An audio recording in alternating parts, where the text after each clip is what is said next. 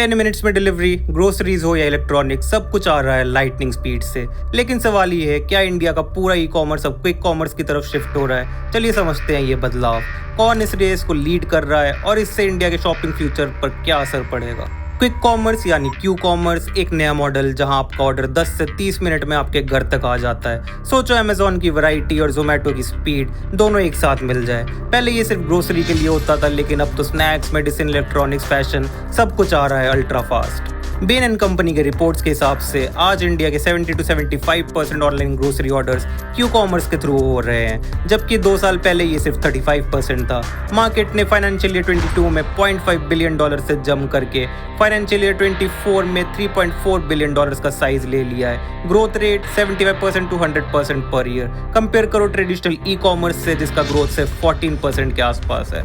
लोग अब प्लानिंग नहीं करते, इम्पल्सिवली ऑर्डर कर देते हैं। मैगी, टिश्यू या फोन चार्जर सब 10 मिनट में। तो अब जानते हैं इस रेस में टॉप प्लेयर्स कौन है। ब्लिंकिट, जोमेटो का प्लेटफॉर्म, लगभग 45% market share. Swiggy, Instamart 25 to 27%। Zepto, fast growing unicorn 21 to 30% तक। इन सब ने मेट्रोज में डार्क स्टोर सेटअप किए हैं, छोटी वेयर हाउसेज जहाँ से लाइटनिंग फास्ट डिलीवरी होती है।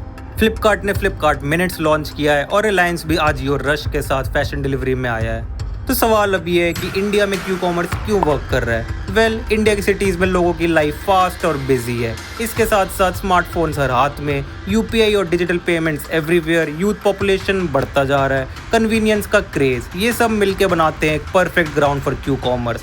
और इंडियन फैमिलीज वैसे भी डेली शॉपिंग करते हैं, तो frequent small orders Q commerce के लिए आइडियल है।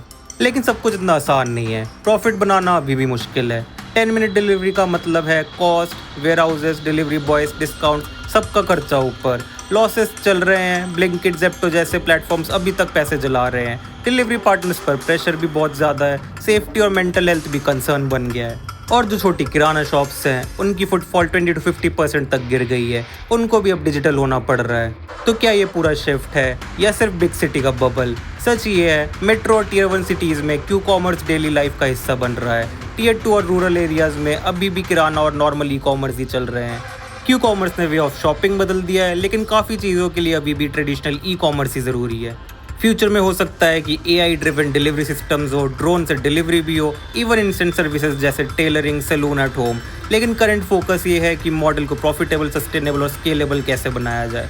तो हाँ, इंडिया का e commerce definitely quick commerce की तरफ शिफ्ट हो रहा है, लेकिन पूरी तरह नहीं। ये एक इवॉल्विंग मॉडल है जिसमें कन्वीनियंस और चैलेंज दोनों साथ साथ चल रहे हैं। आपने अगर कभी रात को चॉकलेट या चिप्स ऑर्डर किए हो तो समझ लीजिए आप भी इस क्विक कॉमर्स एवोल्यूशन का पार्ट है।